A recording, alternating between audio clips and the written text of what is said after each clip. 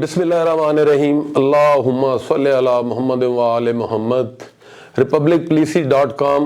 کی طرف سے میں عبداللطیف اور میرے ساتھ چودھری طاہر مقصود چھینا صاحب آپ لوگوں کی خدمت میں حاضر ہیں۔ حلقہ جاتی سیاست پہ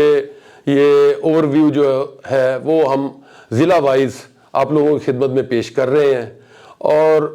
آج ہم ضلع تلہ گنگ پر یہ پروگرام آپ کی خدمت میں پیش کریں گے۔ ضلع تلہ گنگ میں قومی اسمبلی کا ایک ہی حلقہ ہے، تو اس بارے میں چودھری طاہر مقصود صاحب سے کہ وہاں پہ کون کون سی برادری رہائش پذیر ہے، اور 2018 میں تلہ گنگ سے کون جیتا تھا اور کیا صورتحال ہے، اور ریپبلک پالیسی کے سروے کی نتیجے میں یہاں تلہ گنگ میں پاپولر ووٹ کتنا ہے اور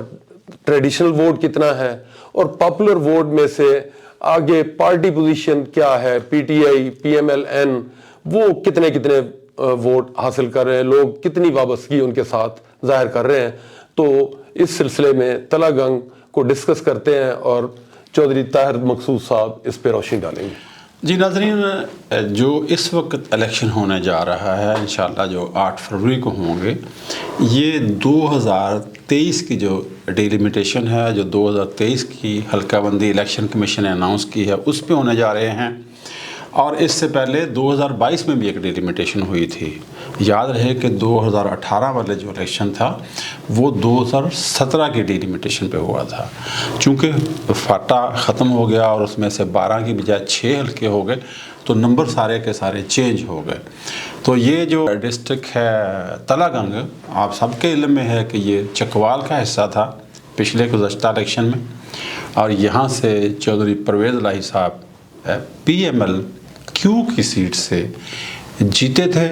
اور ان کے کوئی 1,58,000 کے قریب ووٹ تھے، اور جبکہ ان کے مقابلے تھے پاکستان مسلم لیگ نون کے فیض ٹمن صاحب، ملک فیض ٹمن صاحب، ان کے کوئی 1,06,000 اچھے خاصے ووٹ تھے، اور یہاں پہ ٹی ایل پی کے بھی کوئی 20,000 کے قریب، جو 20,000 سے زائد ووٹ تھے۔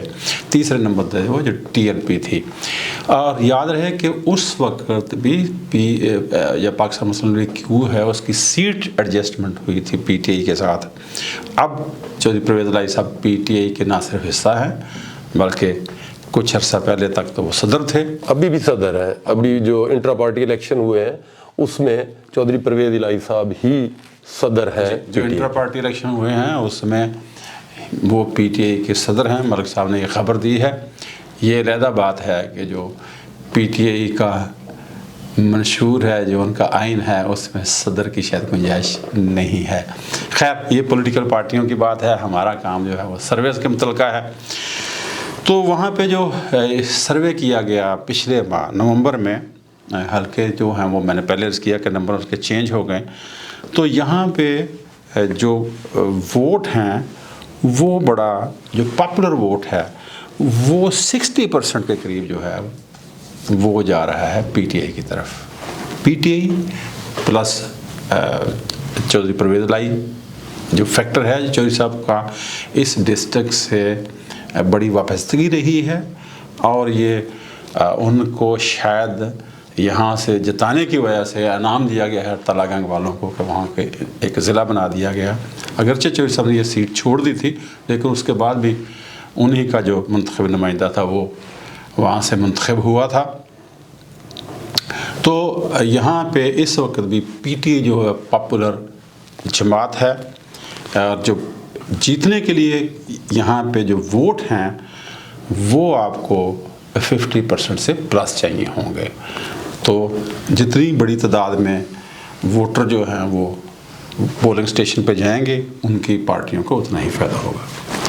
تو جو سب تو آپ سمجھتے ہیں کہ اس حلقے میں جس طرح آپ نے فرمایا کہ جی چودھری پرویز الہی صاحب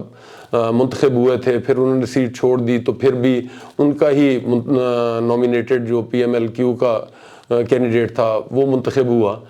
تو اب پی ٹی آئی کا فیکٹر اور چودھری پرویز الہی صاحب کی اپنی ذات کا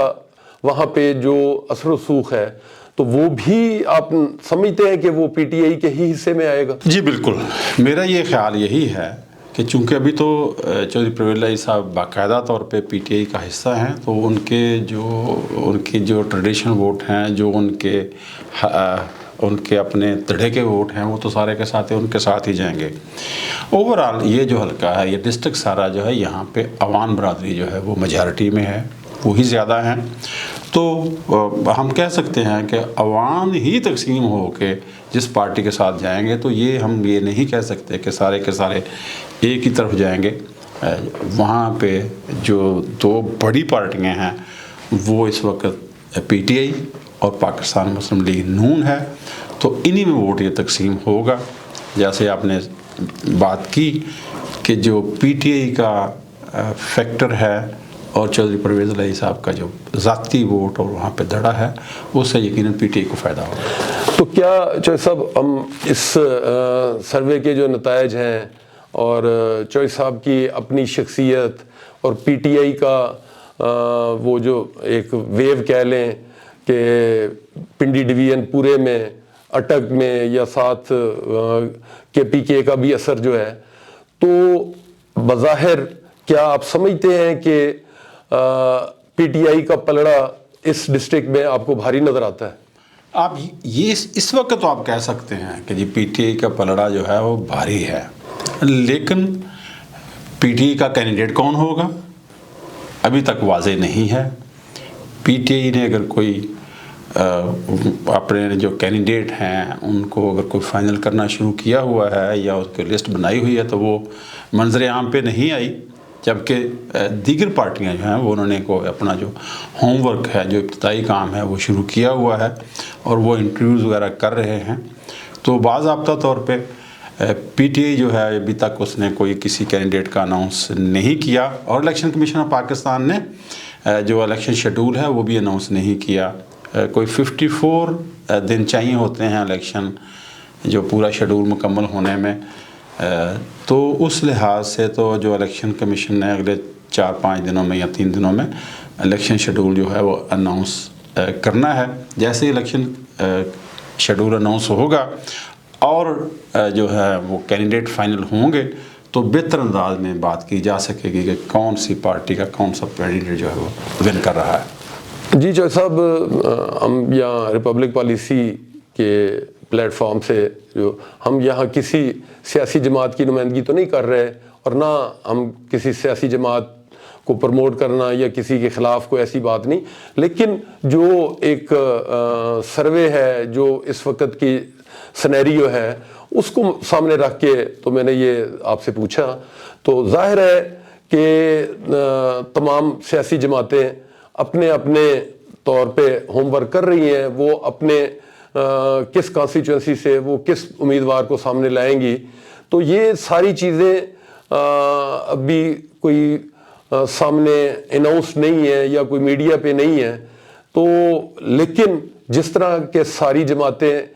دعوے دار ہیں کہ ہم نے الیکشن کنٹیسٹ کرنا ہے اور ہم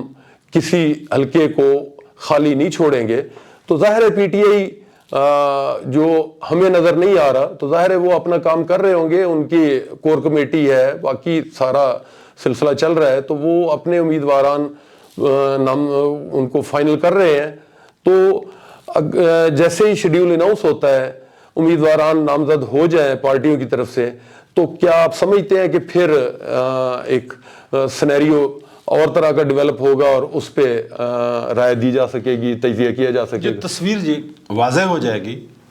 تو زیادہ آسانی کے ساتھ یہ بات کہی جا سکے گی۔ اور ناظرین کے لیے بتا دوں جاؤں کہ ریپبلک پالیسی نے یہ جو نیا ٹرینڈ جو ہے متعارف کرایا ہے کہ یہ یونین کونسل کے لیول پہ جا کے چیزوں کو جو ہے وہ دیکھ رہے ہوتے ہیں اور سروے کر رہے ہوتے ہیں، تو زیادہ لوگ انوالو ہوتے ہیں۔ سو جتنے زیادہ لوگ انوالو ہوں گے سروے میں، اس کی ایکوریسی جو ہے اتنی ہی بہتر ہوگی۔ ویسے تو سروے ایک اندازے کا نام ہے، اور ہو بھی سکتا ہے کہ جتنے لوگوں سے فرض کریں میں سروے کر رہا ہوں تو کسی ملے سے ملا ہوں تو وہ کسی ایک پارٹی کا ہو، ایسا ممکن ہو سکتا ہے، بٹ جتنے زیادہ لوگ انوالو ہوں گے اتنے ہی سروے کے نتائج جو ہے وہ بہتر ہوں گے۔ تو جیسے ہی جو ہے وہ کینڈیڈیٹ فائنل ہوں گے تو انشاءاللہ ہم بہتر انداز میں چیزوں کو پیش کر سکیں گے۔ جی ناظرین، جیسے جو سب نے فرمایا آپ نے سنا، تو جیسے ہی شیڈیول اناؤنس ہوتا ہے، پارٹیوں کی طرف سے امیدواران کینڈیڈیٹس فائنل ہو جاتے ہیں، تو پھر ہم ضرور اس پہ تجزیہ پیش کریں گے۔ تو اس کے ساتھ ہی میں آپ لوگوں سے یہ گزارش کروں گا کہ ہماری دی گئی معلومات اور ہمارا چینل اگر آپ لوگوں کو اچھا لگے تو اس کو ضرور سبسکرائب کریں اور کامنٹ سیکشن میں اپنی رائے سے ضرور مستفید فرمائیں تاکہ ہم آنے والے پروگرام اس کی روشنی میں کر سکیں۔ اس کے ساتھ ہی میں اور چودھری طاہر مقصود صاحب آپ لوگوں سے اجازت چاہیں گے۔ اللہ حافظ۔